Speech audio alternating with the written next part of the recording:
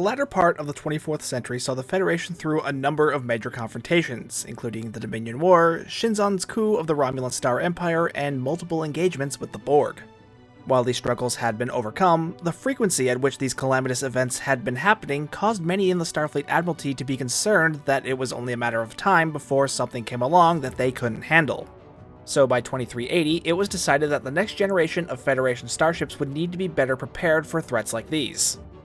While they didn't like to, Starfleet had produced ships that were purpose-built for war, like the Defiant-class or Prometheus-class starships.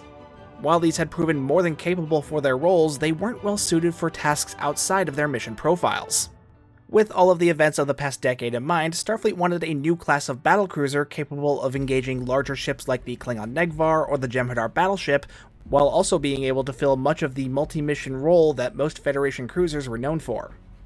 The Avenger-class was initially developed as a companion ship to the Odyssey-class. As a result, the two shared a number of design features in common, including a dual-net configuration, pylon-mounted auxiliary impulse engines, a dibernium-reinforced hull, and saucer-mounted heavy phaser cannons. It was effectively meant to be a smaller-scale version of the Odyssey, measuring at 425 meters in length with a standard crew complement of 430 personnel, and it was intended for missions that the massive Odyssey-class starcruiser would have been considered overkill for. Much like the earlier Defiant class, Avenger was overpowered for its size, having a steep power requirement for the above-average complement of heavy weapon suites. Therefore, it was equipped with a rapid pulse matter-antimatter warp core. This type of warp core produced higher density warp plasma than that of a standard warp core of the same size, which resulted in greater power generation, but was also quite a bit more volatile than standard warp plasma. To compensate, power was passed through a set of 8 phase conditioners to stabilize and regulate power flow to the rest of the ship's systems. These conditioners could be bypassed in case of emergency, like if too many of them failed, but this would require reducing power output from the warp core or risk blowing out the ship's whole EPS power grid.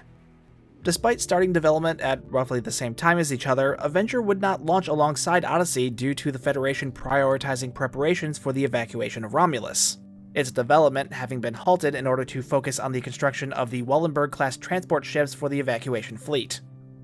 Avenger would be even further delayed by the rogue synth attack on Mars that resulted in the destruction of the Utopia Planitia fleet yards in 2385. After which, Starfleet would focus on mass-producing new Inquiry-class cruisers to bolster its forces after losing its largest shipyard. While these setbacks were unfortunate, to say the least, it gave engineers at the Advanced Starship Design Bureau time to further refine Avenger based off of lessons learned from the Inquiry class.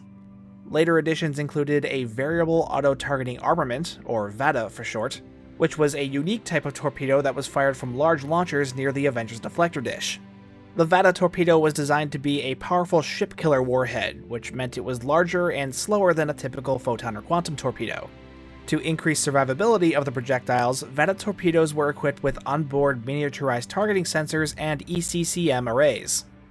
While most of Avenger's design was focused on offensive capabilities, the ship was given a unique defensive technology as well: deployable ablative armor.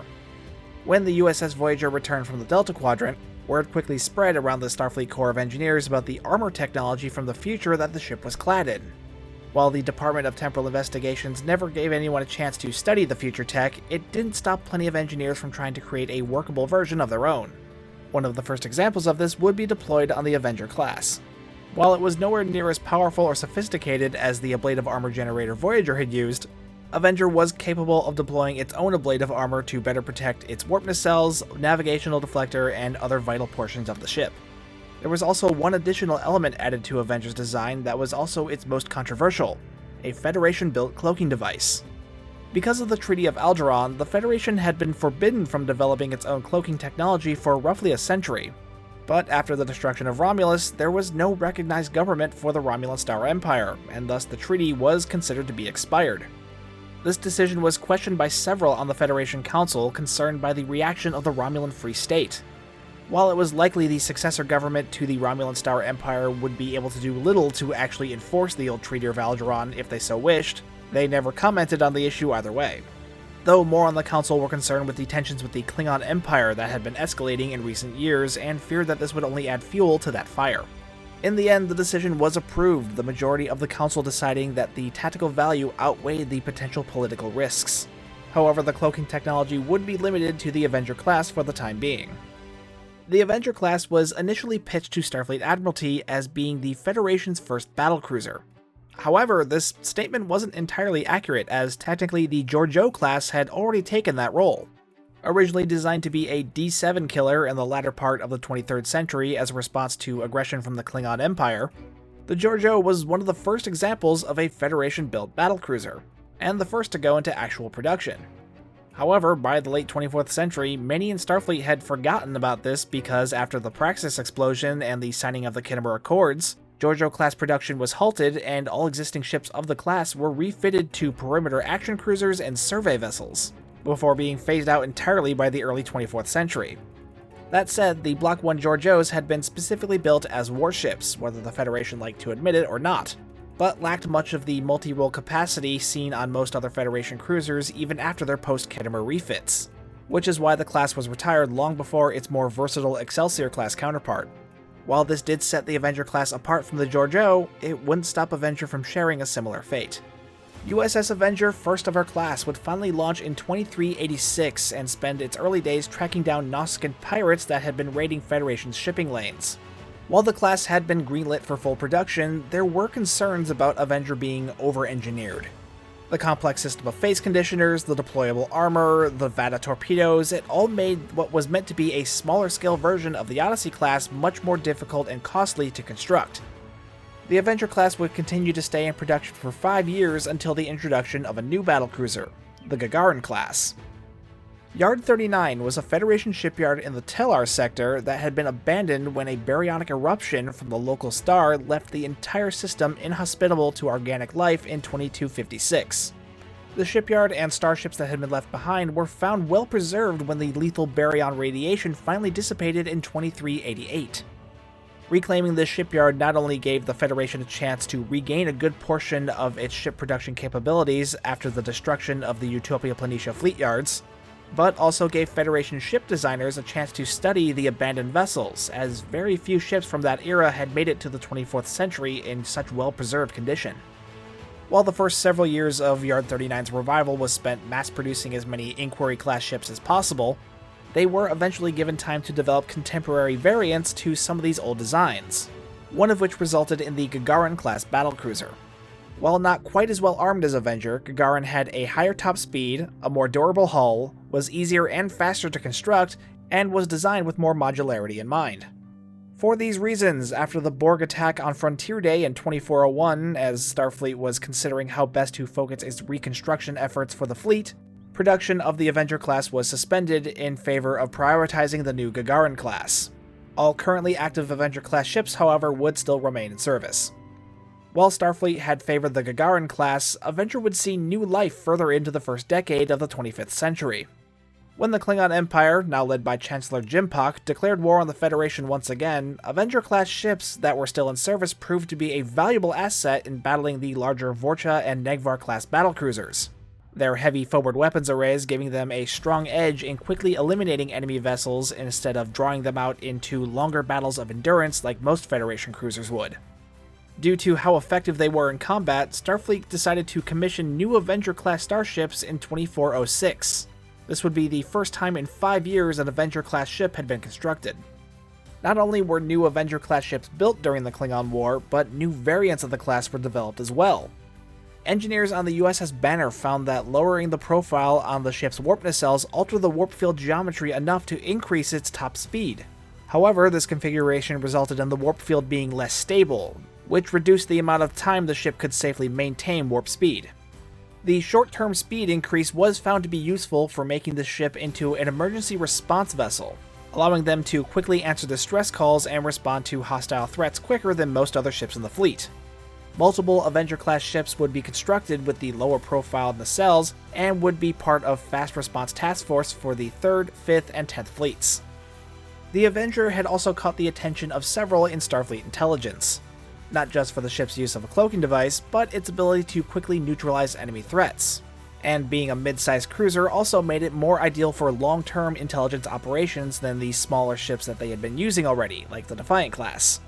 After having a small number of them transferred to their command, Starfleet Intelligence had the hulls of their Avenger-class ships modified with classified materials to make the ship more difficult to detect with sensors.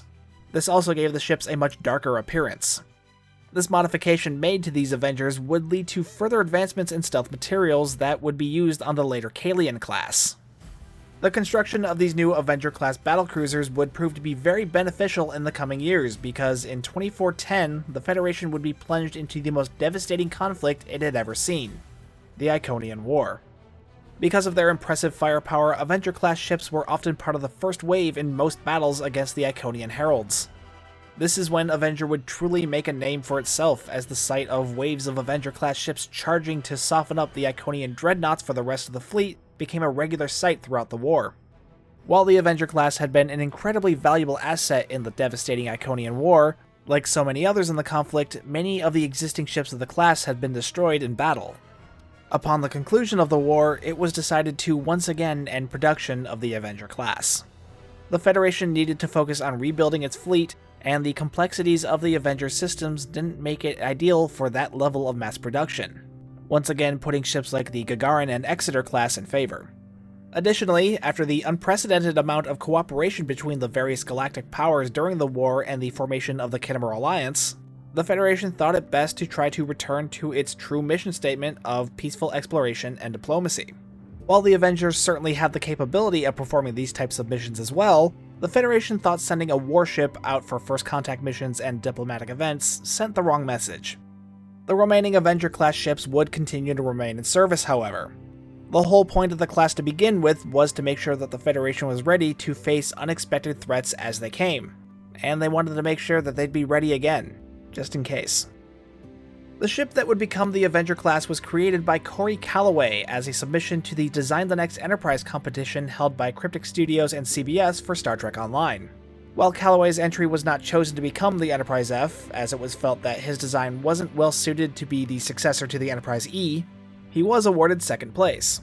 When Star Trek Online wanted to introduce its first battlecruiser to the playable Federation faction, ship artist Adam Gibson used Calloway's entry for inspiration for its unique brutalistic feel. The Avenger battlecruiser was released to Star Trek Online on October 10, 2013. The ship's model was later remastered in 2023 by Mauricio Tejerina, I have no idea if I pronounced that correctly, and if I butchered it, I am so sorry, for the release of the legendary version of the ship. I hope you all enjoyed this deep dive into the lore of the Avenger class. This one was a bit different from the Chimera lore video I did not that long ago because there was a lot more established lore for the Chimera, but there isn't any kind of hero ship for the Avenger class in or outside of Star Trek Online. So aside from the magazine that comes from the Eaglemoss model, there really isn't much to go on, so I ended up having to make up a lot of this on my own. So I guess this video is really more fan lore than actual Star Trek Online lore. But regardless, be sure to like and subscribe and hit that bell for notifications. If you would like to hear me talk about the lore of other Star Trek ships, or even just other topics within Star Trek, let me know down in the comments. And while you're down there, be sure to like and subscribe and hit that bell for notifications. And if you're ever shopping on the Epic Game Store, be sure to use my content creator code STU1701. It really helps me out, and I do appreciate it. Either way, though, thank you so much for watching. My name's Stu, and I will see you guys next time.